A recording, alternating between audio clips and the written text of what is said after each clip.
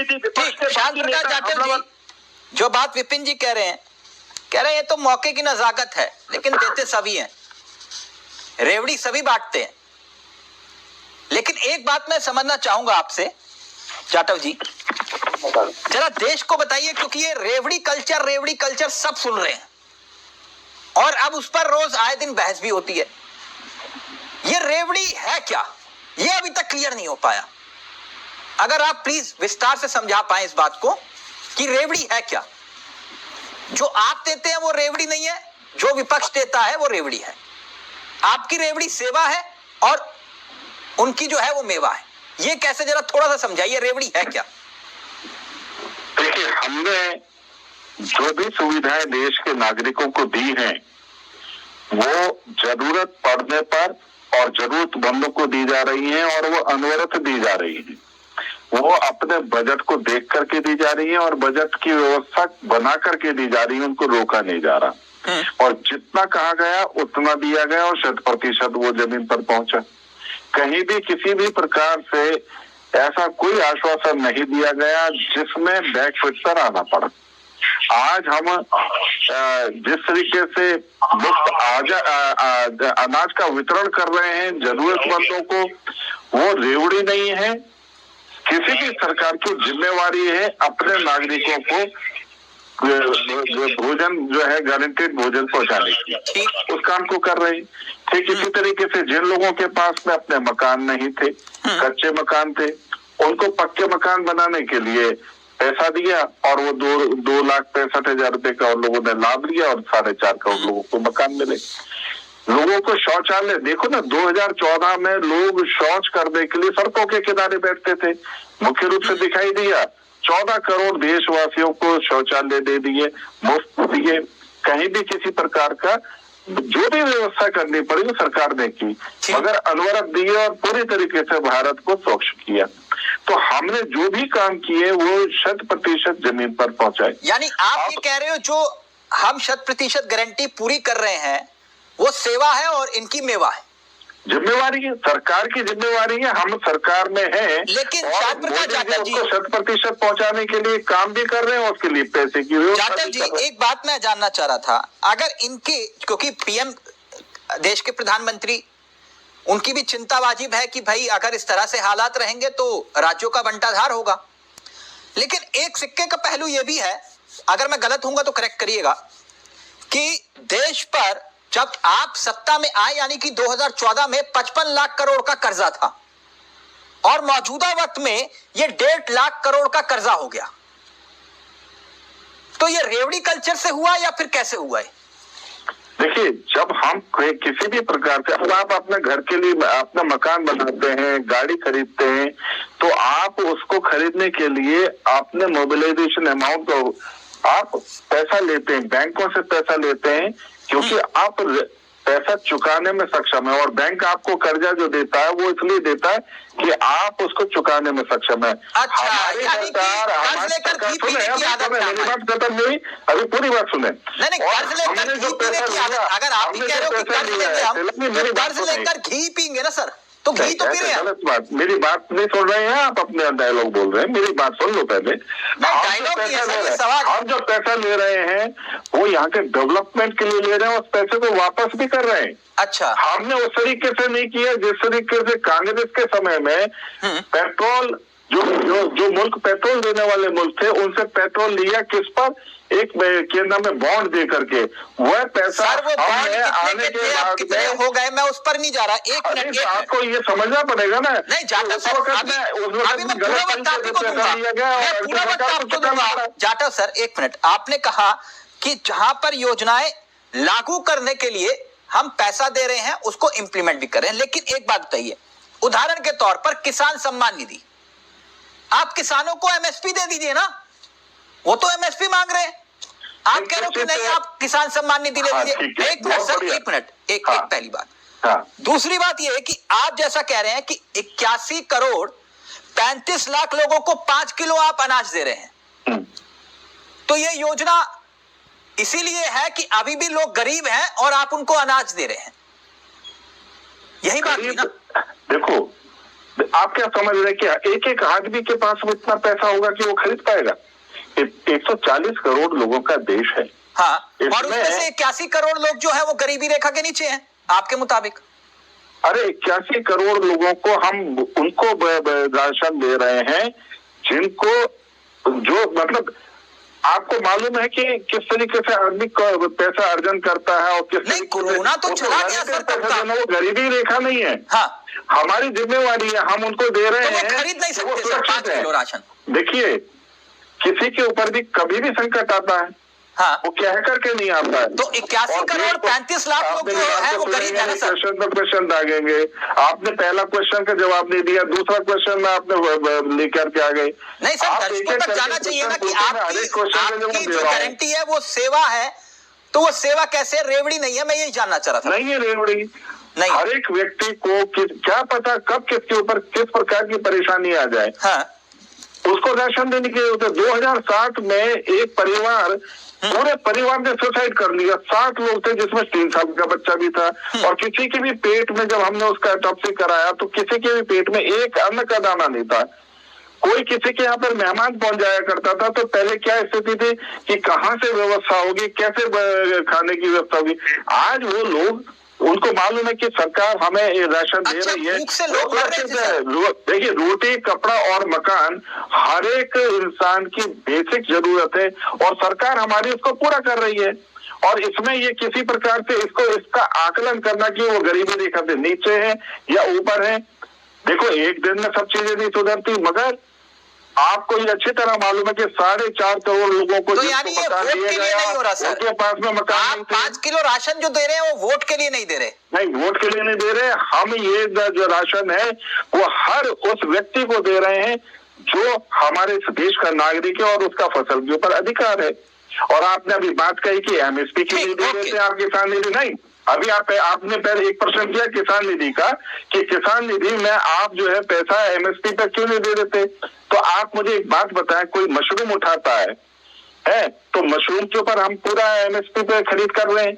हम 28 जो मोटे अनाज हैं 100% एमएसपी दे रहे हैं, 100%। जितनी भी दालें हैं और सर कितनी फसलों पर एमएसपी दे रहे हैं 100%। आप इसके आंकड़े देख लें सर, कितनी फसलों पर आप एमएसपी दे रहे हैं? 28 मोटी फसलों के ऊपर C2+50 दे रहे हैं सर आप? C2+50 दे रहे हैं? हाँ, एमएसपी गारंटेड है। एमएसपी C2+50 दे रहे हैं सर, मैं पूछ रहा हूँ आपसे सवाल। अरे भैया, मुझे आवाज नहीं आ पाती है, जब मैं बोल दूं उसके बाद पूछो। अब बोलो क्या पूछना चाह रहे हो? मैं कह रहा हूँ, आप कह रहे हो एमएसपी दे रहे हो आप किसानों को, C2+50 दे रहे हैं ना आप? वही रूल है, एमएसपी का रूल ही वही है, C2+50 ही। नहीं सर, एमएसपी का रूल जो आप कह रहे हो C2+50 नहीं है। हाँ, जो आप दे रहे हो वो C2+50 नहीं है। फिर क्या है? आप चेक कर लीजिए सर। नहीं, आप बताओ ना क्या है? मैं आपसे पूछ रहा हूँ ना, आप कह रहे हो C2+50 है तो आप खुद ही चेक कर लीजिए, C2+50 है सर। बिल्कुल C2+50 है और 100% परचेज ले रहे हैं, 100%। अच्छा, तो मतलब किसानों की आय भी दोगुनी। प्रकाश जी अपनी बात रखना चाह रहे हैं, जगदीश जी को पूरा एक मिनट सुन लीजिए ना, 1 सेकंड छोड़ लीजिए। स्वामीनाथ जी आपकी बात आ गई सर, आपके खड़गे साहब बोल रहे हैं, हम थोड़ी ना बोल रहे हैं। जो बात उन्होंने कही वो आप देखिए ना सर, उसी का तो असर दिखाई दे रहा है। जाटव जी अपनी बात रखें प्लीज। प्रधानमंत्री जुमलों के बादशाहियत फैलाए हुए हैं जो 2 करोड़ नौकरी से शुरू किए थे। तो सर आप भी हिमाचल में खटाखट का वादा कर रहे थे ना सर, में हमारा तो कहाँ गया खटाखट कर्नाटक में? सरकार महिला सुरक्षा की बात करते थे, जाटव जी अपनी बात, जाटव जी का ऑडियो प्लीज। कहाँ गया स्मार्ट सिटी? देखिए, जिस तरीके से जायसवाल जी बोल रहे हैं, इनसे एक बात पूछना कि हिमाचल प्रदेश में इन्होंने टॉयलेट टैक्स क्यों लगाया? हमने तो पूरे देश को फ्री ऑफ कॉस्ट टॉयलेट दिए, और हिमाचल प्रदेश में आप 300 रुपए प्रति टॉयलेट हर घर से आप वसूली कर रहे हैं। आपका कौन सा तरीका? आप चाह क्या रहे हैं आखिर देश की जनता के साथ में? हिमाचल प्रदेश में आपने जो स्थिति पैदा कर दी है, लोगों की तनख्वाहें नहीं मिल रही हैं, वहां पर जो कॉन्ट्रैक्टर्स ने काम कर दिए उनको पैसा नहीं मिल रहा है, और ठीक वही स्थिति आपने कर्नाटक में कर दी। और कर्नाटक, वहां पर तो आपने ऐसा भ्रष्ट हमारे को मुख्यमंत्री दिया है कि वो जिस तरीके से जमीनों के घोटाले कर रहे, मल्लिकार्जुन खड़गे जी ने भी उसके बाद में देखा ना कि किस तरीके से अपने कुछ जो प्लॉट थे उनको वापस कराया, क्योंकि दिखाई दे रहा है कि उस जो स्कैंडल है उसमें स्वयं वो फंस रहे हैं। आज मल्लिकार्जुन खड़गे जी बुरी तरीके से न केवल कर्नाटक में जो भूमि घोटाला उसमें फंसे हुए दिखाई दे रहे हैं, साथ ही साथ जिस तरीके से उन्होंने गारंटी जो दी चुनाव जीतने के लिए, उन गारंटी के लिए वो फंड्स मैनेज नहीं कर पा रहे। खाली सत्य प्रकाश जी, इतना बढ़िया नाम है जाटव जी आपका, सत्य प्रकाश। आपके देश के प्रधानमंत्री सबसे पहले जुमला दास्तायत कौन पैदा किया देश में? कहते हैं रेवड़ी प्रथा ये है, तो रेवड़ी पूरे दे रहे हैं जी अपने नाम का भैया, तो रेवड़ी जनता को समझाएं, देश के हमने जो वायदा किया हम दे रहे हैं, डबल इंजन का प्रधानमंत्री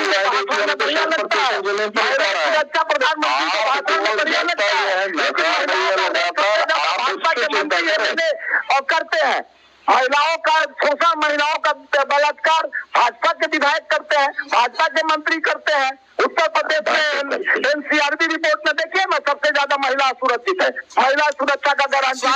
आज महिला सुरक्षा की बात नहीं हो रही, एक मिनट रुकिए, एक मिनट रुकिए, आप मुद्दे से भटक जा रहे हैं। एक मिनट, आप कहते बीजेपी रोके हुए, एक मिनट रुक जाइए, आप जाटव जी रहेंगे। जाटव जी वो कह रहे हैं उद्योगपतियों के जो 16 लाख करोड़ माफ किया आपने, 16 लाख करोड़, उनको रेवड़ी कल्चर में जोड़े कि नहीं जोड़े? नहीं, मुझे मालूम नहीं है कि कब कहाँ किसने 16 लाख करोड़ रुपया माफ कर दिया अभी, और किस आधार पर ये बोल रहे हैं। तो 16 लाख करोड़ रुपया काफी वर्षों से सुनने में आ रहा, अब तो ज्यादा कर दिया होगा। मुझे समझ में आता कि कब माफ किया, तो उद्योगपतियों के कोई माफ नहीं हुआ। मुझे नहीं मालूम कि कहीं किसी कोई राइट ऑफ नहीं हुआ। नहीं, क्या आपको मालूम है कि किस कंडीशन में हुए, किसके माफ हुए? नहीं, कंडीशन बोल रहे हैं और इसका हम जवाब टीवी में बंद कर दी। ये केवल बैठ करके बोल रहे हैं इनकी उद्योगपतियों की कर्जे माफ कर दिए, तो माफ किसके हुए? आज देश के उद्योगपति जिस तरीके से डेवलपमेंट कर रहे हैं, जितना काम कर रहे हैं, और ये जो है ना 16 लाख करोड़ रुपए पिछले 7-8 साल से तो बन लगा 16 लाख करोड़ कह रहे हैं कि ना, जो विपक्ष का आरोप है वो यही तो है कि भाई उद्योगपतियों पर ही पूरी की पूरी इकोनॉमी डिपेंड कर रही है। तिलक जी, इसका आधार भी तो पूछो ना कि कितना किस का माफ किया गया। केवल 16 लाख करोड़ रुपए बोल देंगे और एक दो उद्योगपति का नाम रटा हुआ उसको बोल देंगे। अरे इस आधार पर हम बोल रहे हैं उनको माफ कर दिया, जरा बताइए आज देश की जो हमने आर्थिक जो स्थिति 2014 में हम 11वें नंबर पर थे, भारतीय जनता पार्टी देश के लिए प्रगति कर रहे हैं। आपको मालूम है कि आज दुनिया में सबसे ज्यादा कर्जदार मुल्क कौन है? अमेरिका है। तो आप उसको, अगर वो अमेरिका अगर सबसे ज्यादा कर्जदार मुल्क है, तो क्या उसकी स्थिति, आर्थिक स्थिति खराब है? व्यापार करने के लिए, डेवलपमेंट करने के लिए पैसा दिया जाता है, और जो भारत में भी जो है ना वो विकास करने के लिए कर्जा बहुत जरूरी है। देखिए, मैं आग्रह करूंगा तिलक जी कि ये सारे सम्मानित प्रवक्ता बीच में कोई ना बोले। मैंने भी बड़े ध्यानपूर्वक धैर्य से सुना है सबको। देखिए, दो बातें, बड़ा दुख होता है मुझे बोलते हुए कि जब प्रियंका वाड्रा वहां पर आजादी के बाद की बात बता रहे दौर में हिंदुस्तान, आपको आपत्ति के मामले में बोल रहे हैं। तमाम जो हमारे पैनलिस्ट बैठे हुए हैं उन्होंने एक बात कही, वही सवाल मैं आपके सामने पूछूंगा। आपने गारंटी का जिक्र किया और रेवड़ी कल्चर का, हम भाजपा को घेरते हैं। जब भाजपा को घेरते हैं तो भाजपा वाले बोलते हैं कि हम फलाने के प्रवक्ता बन गए, हमें किसी से सर्टिफिकेट नहीं चाहिए। आपने शायद सुना नहीं, आप इसी की रिकॉर्डिंग सुनिए प्रोग्राम की। मैं डॉक्टर मनमोहन सिंह साहब का नाम ले रहा था, मैंने बोला था श्रेय उनको जाता है, बड़े महान अर्थशास्त्री थे, अर्थशास्त्री हैं देश के, उनका बड़ा सम्मान करता है देश। आपने धन्यवाद विपिन जी, आपको धन्यवाद। अगर आपको मनमोहन सिंह जी का, जगदीश जी, अगर आप ये उम्मीद करते हैं कि हम वही बात बोले जो आपको पसंद हो, तो ये उम्मीद मत रखिए। उनकी जो सत्य की लड़ाई है। मैंने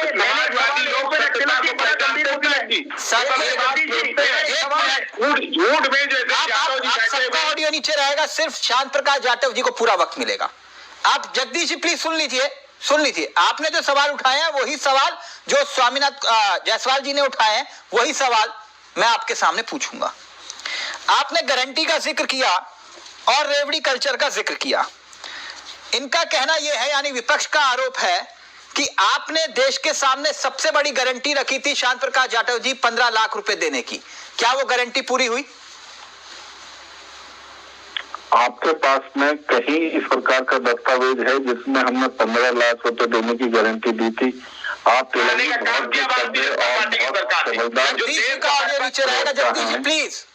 जाटव जी अपनी बात रख रहे हैं, आप बीच में नहीं बोलेंगे प्लीज। तो लगे आप बहुत सुलझे हुए जो है ना हमारे एंकर है, कहीं भी एक स्थान बताएं जहां पर 15 लाख की गारंटी। ठीक है, आपने 15 लाख का वादा नहीं किया था।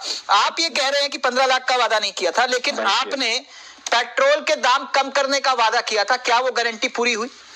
देखिए, अब आ जाते हैं ये जो आपने कहा ना कि पेट्रोल का दाम कम करने का विषय है कि अभी जिस तरीके से हमारे तमाम जो हमारे पैनलिस्ट बैठे हुए हैं, उन्होंने एक बात कही कि कांग्रेस के समय में उनके अर्थशास्त्रियों ने देश को बहुत बढ़िया इकोनॉमी का एक स्ट्रक्चर दिया। इसमें बिल्कुल मैं इनकी बात से पूरी तरीके से सहमत हूं कि पहले की सरकारों ने बहुत बेहतरीन स्ट्रक्चर दिया। हमारी सरकार जब आई तो हमने उसी स्ट्रक्चर को ध्यान में रखते हुए जो इनसे गलतियां हुई वो गलतियां न करके हमने नए उसी स्ट्रक्चर को आगे बढ़ाया और आज उसका परिणाम है। हमने जिस वक्त में पेट्रोल का जिस वक्त में हमने सरकार संभाली थी, उस वक्त में बहुत बड़ा जो पेट्रोल के जो मुल्क जो सप्लाई देने वाले जो मुल्क थे, उन मुल्कों के ऊपर बहुत बड़ा हमारा जो कर्ज पड़ा हुआ था जो हमें चुकाना था।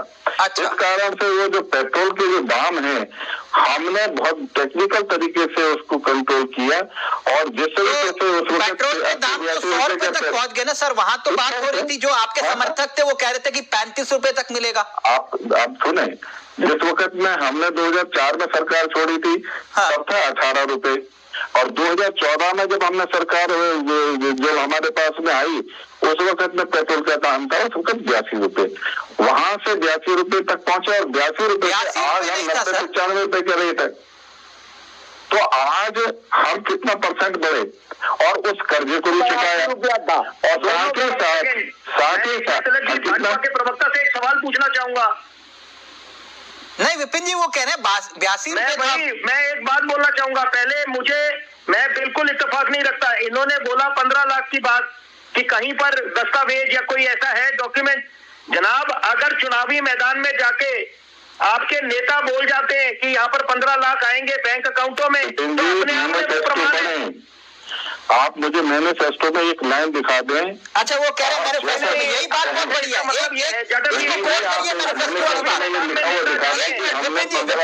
उनकी बात आने दीजिए प्लीज, जाटव जी की बात आने दीजिए प्लीज।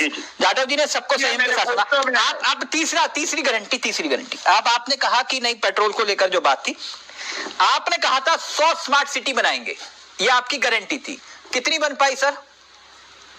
नहीं, इसके बारे में मेरे पास आंकड़े नहीं है। अगर नेक्स्ट डिबेट में मैं जरूर ये उपलब्ध करा पाऊंगा कि क्या। आपकी एक और गारंटी, आपने कहा था कि गांव गोद ले, वो गांव गोद में है या कुछ बड़े भी हुए हैं? देखिए, गांव गोद लेने की जो व्यवस्था है वो हर एक सांसद को गांव गोद लेने हैं और गांव गोद लिए हैं, सभी गांव गोद लिए गए। क्योंकि मैं प्रधानमंत्री आदर्श ग्राम योजना के काम को कई बार देखता हूं और उसमें तमाम गांव गोद लिए गए हैं और उन गांवों में जो विधिवत रूप से जो सब जो वहाँ पे इसका जो वहाँ की लोकल जो गवर्नेंस है, यानी पंचायत और प्रधान का जो है, यानी आप कह रहे विकास हो रहा है, उसके ऊपर पूरी निगरानी है और वह लोग अपने। आपने एक और गारंटी दी थी कि डॉलर और रुपए को लेकर आपने गारंटी दी थी, तो वो गारंटी भी पूरी हुई? हाँ, उसमें मैं एक बात कहूंगा कि आज हम जो है जिस तरीके से डॉलर और रुपए की बात कहें तो आज 39 देश हैं हमारे जो हमारे पैसे में, हमारी करेंसी में हमारे साथ में व्यापार कर रहे हैं, जिसमें रशिया मुख्य रूप से है। तो हम उस लाइन से हट करके हमने अलग लाइन बना दी है और उस लाइन के ऊपर हमारा इस वक्त में मुल्क काम कर रहा है। मैं समझता हूँ कि हमारा जो तो हम कमजोर होते जा रहे हैं। नहीं तो डॉलर इज नॉट वो डॉलर हमारे लिए मुख्य नहीं, हमारा रुपया जो अच्छा, आप डॉलर हम अपने रुपए की वैल्यू को बढ़ा रहे हैं, रुपए में ट्रांजेक्शन कर रहे हैं और 39 मुल्क जो है वो ट्रांजेक्शन कर रहे हैं। और आपने कहा था हमारे साथ में आपने कहा था कि हम सिलेंडर के दाम कम कर देंगे, तो क्या कम किया आपने? नहीं, सिलेंडर के दाम जो सब्सिडाइज रेट पर देने की बात है तो वो तो हमने दिया है। नहीं, आपने चुनावी राज्यों में कहा 450 रुपए का देंगे, आपने राजस्थान में कहा, लेकिन केंद्र सरकार ने कहा हमने तो कोई वादा नहीं किया था ऐसा।